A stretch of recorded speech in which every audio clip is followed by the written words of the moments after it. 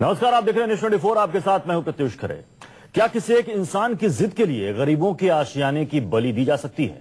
UP के समाजवादी राज में आजम खान पर यही इल्जाम लग रहा है। खाली नहीं करेंगे ये चाहते हैं कि मस्जिद बने, मोहल की शहर दे दो, मुसलमान ही हो जाए हम।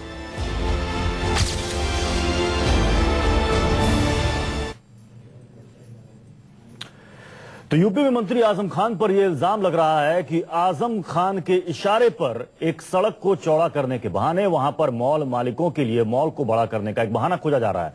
कई वाल्मीकि परिवार हैं जो इसके विरोध में उतर आए हैं। उनका कहना है कि जानबूझकर गरीबों की बस्ती को उजाड़ा जा रहा है।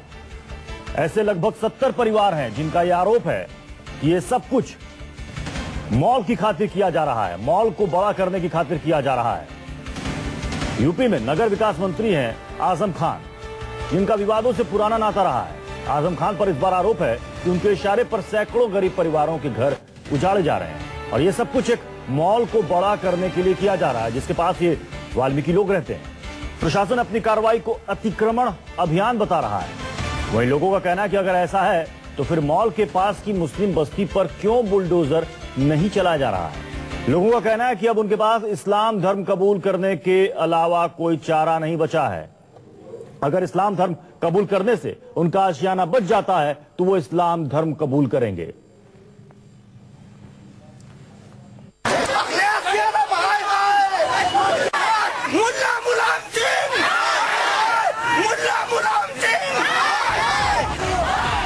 रामपुर में प्रदर्शन कर रहे ये लोग अपने आशियाने को बचाना चाहते हैं। लोगों का आरोप है कि आजम खान अपने सपने को पूरा करने के लिए इनके घरों को तोड़वाना चाहते हैं।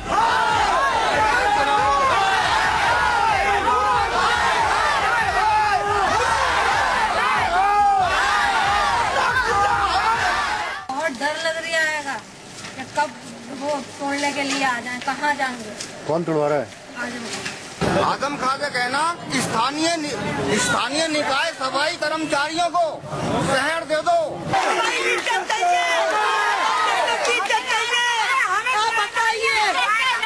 आप तो अपना ये दे दो कि नहीं टूटेगी तुम्हारे। हमारे यहाँ जोड़े मुसलमानी धर्म आजमाए ले रहेंगे, बस मुसलमान ही हो जाए हम। दरअसल रामपुर में तोपखाना रोड पर गांधी मॉल बनाया जा रहा है। कहा जाता है कि यूपी के नगर विकास मंत्री आजम खान हमारे यहाँ जोड़े मुसलमानी धर्म आजमाए ले रहेंगे, बस मुसलमान ही हो जाए हम। दरअसल रामपुर में तोपखाना रोड पर गांधी मॉल बनाया जा रहा है। कहा जाता है कि यूपी के नगर विकास मंत्री आजम खान का ड्रीम प्रोजेक्ट है। प्रदर्शन कर रहे इन लोगों का इल्जाम है कि मॉल को बड़ा करने के लिए आजम खान पास की वाल्मीकि बस्ती को उजाड़ना चाहते हैं। पूरी बरादरी ने हमारे हम ये चाहते हैं कि हम इस्लाम धर्म अपनाएं ताकि सुरक्षित तो रहे, हमारे बच्चे सुरक्षित रहे। इनका भविष्य जो बिल्कुल बर्बाद हो चुका है। कहाँ जाएंगे, जिले में मुस्लिम बनने से सुरक्षित रहेंगे। जी हाँ, सुरक्षित रहे। तो इन लोगों ने हमारा साथ ये रास्ते करिए कि हम तुम्हारे साथ ऐसा करेंगे, घर करेंगे। किसको वोट नहीं दिया? नहीं दिया। हंगामा बढ़ने लगा तो पुलिस आई, लेकिन लोगों ने साफ कह दिया बस्ती बच गई तो ठीक है, वरना हिंदू नहीं रहना। में उसके संबंध में इन्होंने बात की थी। हमारी भी बात हुई है कि रामपुर अमन चैन का शहर है और हम लोग इनकी हिफाजत के लिए हमेशा तैयार रहेंगे। इसी आश्वासन पे सभी विवाद की शुरुआत 6 अप्रैल को हुई। नगर पालिका ने सड़क को चौड़ा करने के नाम पर घरों को गिराने का फैसला किया। इलाके में गांधी मॉल बनाया जा रहा है, जिसे आजम खान का ड्रीम प्रोजेक्ट कहा जाता है। रास्ते में 80 वाल्मीकि परिवार रहते हैं। करीब 50 साल पुरानी इस बस्ती में 400 लोग रहते हैं। अब बस्ती पर बुलडोजर चलने वाला है। हम ये नहीं चाहते कि यहाँ से हम जाए। हमारे बाप दादा, हमारे परदादा यहीं खत्म हो गए, हमारी पीढ़ी खत्म हो गई। मेरी 6 बहनें हैं, मैं अपनी 6 बहनों को कहाँ लेके आऊँगा ये बताओ। अब तो घर चाहिए हमें, तो ये हम खाली नहीं करेंगे। ये बिल्कुल बच्चे डाल देंगे लोडर के नीचे, बच्चे को मारो, हमें मारो। खाली कौन करा रहा है? घर तोड़वा रहे हैं, खाली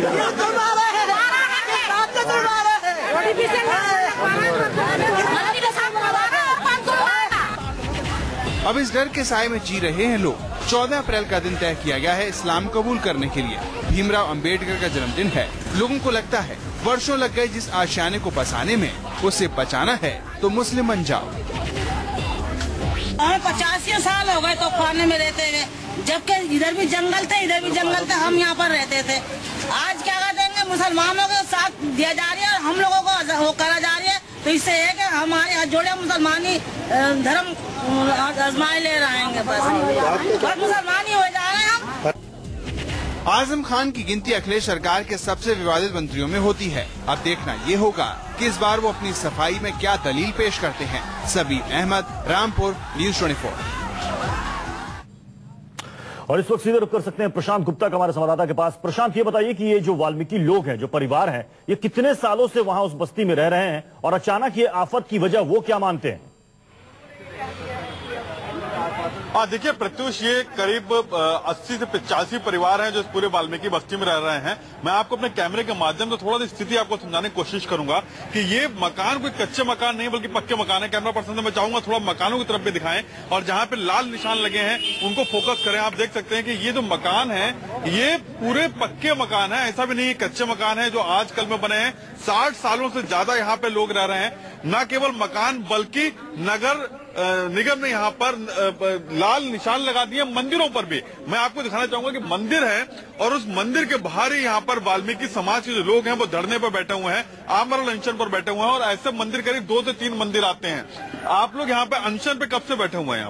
यहाँ पे कई दिन से बैठे हैं साहब, हमारी बातें नहीं मानी जा रही तो क्या करें, इसीलिए बैठे हुए हैं। हमारे मकान बच जाएं, लेकिन सुनवाई कुछ नहीं हो रही। कोई सुनवाई नहीं हो रही है यहाँ पर। और क्या आप लोगों को नोटिस दिया गया था पहले मकान खाली करने का? कुछ है, रजिस्ट्रियां हैं आपकी इन सब मकानों की? कुछ नोटिस वोटिस हमें नहीं दिया गया, सिर्फ निशान लगा लिए जबरदस्ती से, बोला ये टूट नहीं है बस। नहीं, आपके पास इनकी रजिस्ट्री है? रजिस्ट्री तो होंगी, कागज इकट्ठे करे थे नगर पालिका के, सभी कागज इकट्ठे करके और लड़के लोग लेके गए हैं। 60-70 साल से आप लोग यहाँ पे रह रहे हैं। 60-70 साल से यहाँ पे लोग रह रहे हैं बिना नोटिस के। अचानक से नगर पालिका का एक तुगलकी फरमान आता है और उस तुगलकी फरमान में यहाँ पे निशान लगा दिए जाते हैं। कहा जाता है कि लोग मकान खाली कर दें वरना तोड़ दिए जाएंगे। जी प्रशांत, खबर यह भी है कि इन लोगों के धरने के साथ साथ वहां पर समाजवादी पार्टी के, स्थानीय समाजवादी पार्टी के कार्यकर्ताओं ने भी धरना दिया। क्या वो लोग हैं या फिर नदारद हो गए? नहीं, यहाँ पे समाजवादी पार्टी के लोग नजर नहीं आ रहे हैं प्रत्युष, लेकिन राजनीति जरूर यहाँ पे देखने को मिल रही है। कांग्रेस के लोग, बीएसपी के लोग यहाँ पर आने की कोशिश कर रहे थे, लेकिन चूंकि रामपुर में कहा जाता है कि सिक्का चलता है तो सिर्फ आजम खान का, इसके अलावा किसी का सिक्का नहीं चलता, तो यहाँ पे किसी नेता को आने नहीं दिया गया। तनवीर है, डॉक्टर तनवीर, वो आ रहे थे, कांग्रेसी नेता हैं, उनको रास्ते से गिरफ्तार कर लिया गया। बीएसपी के विधायक आ रहे थे क्योंकि दलितों से जुड़ा मामला है, वाल्मीकि समाज से जुड़ा हुआ मामला है, तो उनको वहां पे गिरफ्तार कर लिया गया, रास्ते में रोक लिया गया। तो आजम खान के इशारों पर कहा जाए, प्रशांत आपसे जानना चाहेंगे, वहां पर जो लोग मौजूद हैं उनसे जरा पूछिए कि ये मामला आखिर कहां से उठा कि इन लोगों का कहना है कि पास की एक मुस्लिम बस्ती है उसे छोड़ दिया गया है, वाल्मीकियों की बस्तियों को तोड़े जाने का फरमान जारी किया गया है, और इनका यह कहना है कि अगर मुस्लिम धर्म अपनाने से इनकी बस्ती बच जाती है तो ये मुस्लिम धर्म 14 तारीख को अपना लेंगे। क्या कह रहे हैं वहां पर लोग?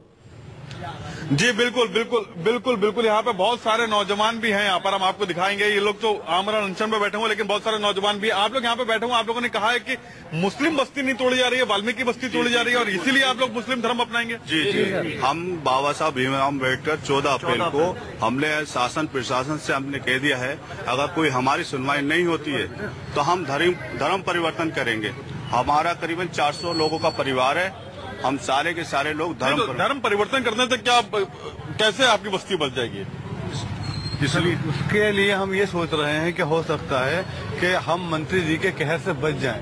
हो सकता है कि क्योंकि एक कहावत है कि गांव में रहेगा तो प्रधान की सहेगा, ठीक है, तो प्रधान की सहेगा। आपको लगता है कि मंत्री जी मुस्लिम है इसलिए आप मुस्लिम धर्म अपना लेंगे तो आपके बच जाएगा? जी हाँ, हम ये सोचते हैं, हो सकता है उनके मन में कुछ दया आ जाए ताकि हमारे समाज के लोग के ऊपर। इसलिए आप इस्लाम अपनाने को भी तैयार हो? तैयार है। इस्लाम अपनाने को भी इसलिए तैयार है क्योंकि पास में ही सड़क के अगर एक देखें तो मुश्किल से 20 फीट की दूरी पर ही मुस्लिम बस्ती है, लेकिन उस बस्ती को नहीं तोड़ा जा रहा है और वाल्मीकि बस्ती को निशाना बनाया जा रहा है। तो शायद यही वजह है, लोग ये समझते हैं कि अगर वो इस्लाम धर्म कबूल कर लेंगे तो शायद मंत्री जी को उनके ऊपर दया आ जाए और उनके घर बच जाए। प्रत्युष जी, प्रशांत, अब इन लोग फिलहाल तो वहां पर आमरण अनशन पर बैठे हुए हैं। अगर इनकी मांगे नहीं मानी जाती है तो ये क्या करेंगे? इनका कहना है कि कुछ लोगों के पास वहां पर बकायदा रजिस्ट्री भी है, और आपने दिखाया भी तस्वीरों में, हम देख भी रहे हैं कि पक्के मकान है बकायदा वहां पर लोगों के। तो जाहिर सी बात है नगर पालिका की तरफ से तमाम तरह की सुविधाएं भी इनको मिली होंगी, चाहे वो इलेक्ट्रिसिटी हो या फिर पानी हो।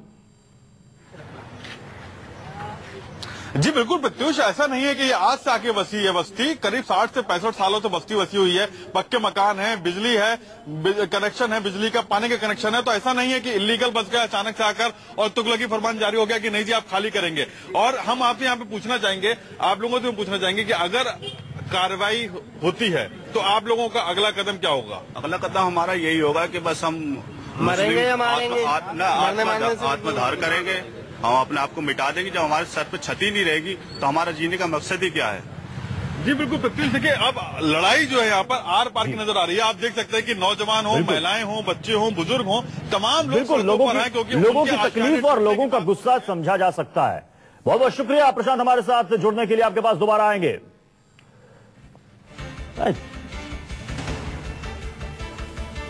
और इस वक्त हमारे साथ कांग्रेस नेता अखिलेश प्रताप सिंह इस वक्त हमारे साथ जुड़ चुके हैं। अखिलेश जी, आप भी ये खबर देख रहे होंगे कि रामपुर में वाल्मीकि परिवार सड़क पर उतर आया। इनका कहना है कि तुगलकी फरमान जारी हुआ है मंत्री आजम खान की तरफ से कि इनकी बस्ती को हटा दिया जाए क्योंकि मॉल को बड़ा करना है। नहीं, मुझे नहीं पता इसके बारे में डिटेल में, क्योंकि जिस तरह से आप बता रहे हैं जी उसके तहत हमें जाना चाहिए। हम पहले किसी पे ऐसे बिना तथ्यों को जाने प्रतिक्रिया कैसे दे दें, लेकिन ये जरूर है कि यदि उस जमीन पे किसी का मालिकाना हक है जी, कोई भी सरकार को न उसे हटाना चाहिए न हटाने देना चाहिए। जी अखिलेश जी, आपको बता दूं, अगर आप कह रहे हैं कि आपको खबर पूरी तरह से नहीं मालूम है तो मैं आपको बता दूं कि ये परिवार है जो कि पिछले लगभग 60-70 सालों से वहां पर रह रहे हैं। ऐसे तकरीबन 70 से 80 ऐसे परिवार है वहां पर। नगर पालिका से बकायदा उनको सुविधाएं भी मिली हुई हैं, कई मकानों की रजिस्ट्री भी है, पक्के मकान है वहां। तो वही चीजें सारी देखनी होंगी। अगर उनको उतने दिनों से रह रहे हैं और उनको फैसिलिटी दी गई हैं तो उसका क्या आधार था?